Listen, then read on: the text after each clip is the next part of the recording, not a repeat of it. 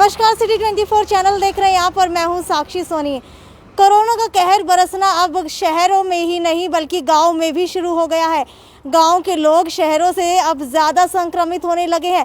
हालांकि अगर टेस्टिंग की बात की जाए तो सरकार सिर्फ शहरी क्षेत्रों की ओर ही ध्यान दे रही है, ना कि गांव की ओर। हालांकि गांव की टेस्टिंग की बात की जाए तो गांव के अंदर सबसे ज़्यादा संक्रमित लोग मिल रहे हैं। हालांकि अगर गांव के लोगों से जब पूछा जाता है कि आप लोगों के घरों के अंदर कितने लोग बीमार हैं, तो वो मना कर देते हैं बताने से, और ना ही वो कोरोना को मान रहे हैं और ना ही टेस्टिंग करवा रहे हैं, क्योंकि ये बात है सचेत होने की, अवेयर होने की। लेकिन गांव के लोगों को अभी तक नहीं पता है महामारी के बारे में। हालांकि हम कितने ही बड़े बड़े चैनल्स के ऊपर, कितने ही अखबारों के ऊपर ये चीज़ छाप दे या पढ़ ले या फिर सुना दे, लेकिन अगर बात की जाए धरातल की, गांव के अंदर जा करके, तो गांव के लोग अभी तक इस चीज़ों से अनछुए हैं। उनके घरों के अंदर लोग बीमार हो रहे हैं, लेकिन उनको ये नहीं पता कि किस वजह से बीमार हो रहे हैं।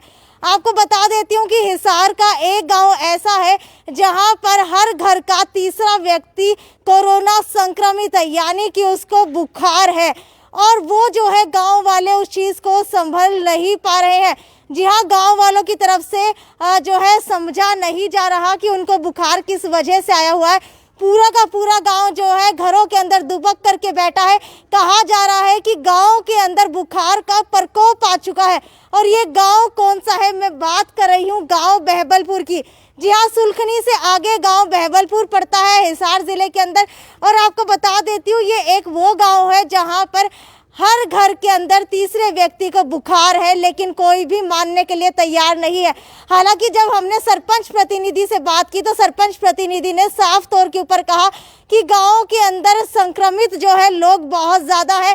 हालांकि वो लोग मान नहीं रहे कि कोरोना संक्रमण गांव के अंदर फैल चुका है। इसे एक प्रकोप का नाम दिया जा रहा है कि बुखार का प्रकोप गाँव के अंदर फैल चुका है। इसके अलावा आपको बता देते हैं कि शहरी क्षेत्रों से ज़्यादा अब गाँव के अंदर भी कोरोना फैलना शुरू हो चुका है। हालांकि टेस्टिंग की अगर बात की जाए तो टेस्टिंग नहीं की जा रही है। मनोहर सरकार की तरफ से बड़े बड़े वायदे किए जा रहे हैं, लेकिन महामारी को लेकर के गांव के अंदर अभी तक ना तो कोई अवेयरनेस कैंप चलाया गया है, ना ही टीकाकरण किया जा रहा है, और ना ही किसी की टेस्टिंग की जा रही है। अगर शहरों की बात की जाए तो शहरों के हर चौराहे के ऊपर या कुछ दूरी के ऊपर टेस्टिंग ज़रूर हो रही है, लेकिन गांव के अंदर टेस्टिंग बिल्कुल भी नहीं हो रही है। हालांकि अगर और गांव की बात की जाए तो आपको बता देते हैं कि हिसार के खरड़ गांव में बीते 5 दिनों में 22 लोगों की मौत हो चुकी है। जी हाँ, कोरोना संक्रमण से गांव खरड़ के अंदर 22 लोगों की मौत हो चुकी है। और हिसार के ही तलवंडी बादशाह गांव में हर दूसरे दिन एक व्यक्ति की मौत हो रही है। 20 दिनों में 15 लोगों की मौत हो चुकी है। और बालसमंद गांव की बात की जाए तो अब तक 13 लोगों की मौत हो चुकी है।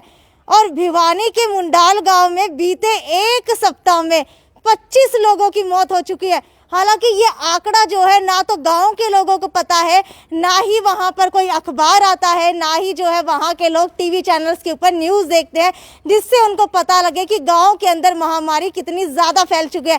लेकिन धरातल की बात की जाए तो गाँव के अंदर इस वक्त कोरोना महामारी जो है बहुत ही भयानक रूप ले चुकी है। शहर से भी ज़्यादा अगर कोरोना संक्रमण की बात की जाए तो अब गाँव के अंदर फैल चुका है।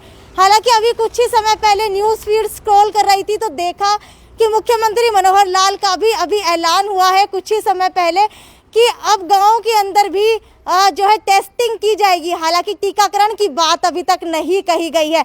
पता नहीं कब जा करके गांव के अंदर टीकाकरण होगा, क्योंकि लॉकडाउन लग चुका है। गांव के लोग शहरों के अंदर नहीं आ रहे, गांव के अंदर टीकाकरण नहीं हो रहा। और शहरों की बात भी की जाए तो कुछ ही लोगों का टीकाकरण किया जा रहा है।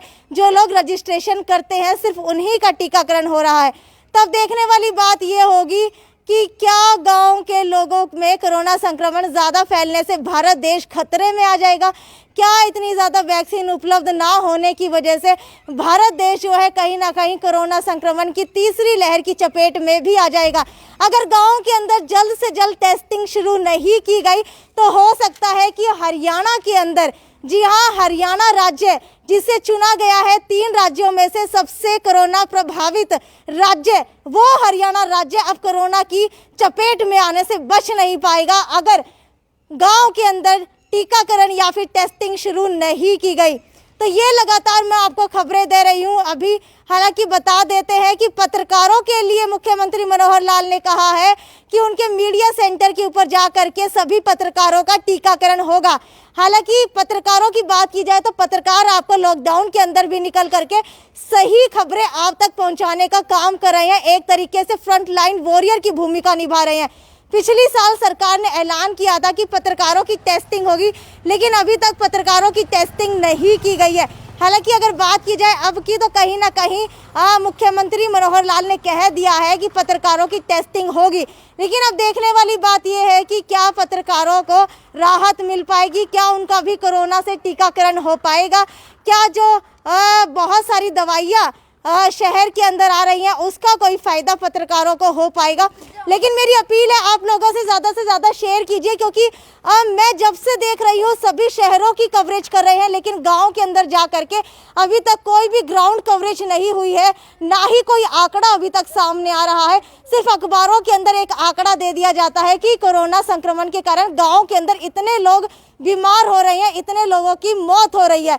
लेकिन शहरों की बजाय अगर गांव के अंदर जा करके आंकड़ा उठा करके लाया जाए तो पता चलेगा कि गांव के अंदर संक्रमण कितना फैल चुका है। आप लोग भी सचेत रहिए, ये मत सोचिए कि गांव के अंदर है, पुलिस का नाका नहीं लगा हुआ तो हमें कोई भी कुछ नहीं कहेगा। आप लोगों की सेफ्टी अपने हाथों के अंदर है। आप लोग घर के अंदर रहिए, 2 गज की दूरी रखिए, मास्क लगा करके रखिए, उसी के अंदर आपका भी बचाव है और हमारा भी बचाव है।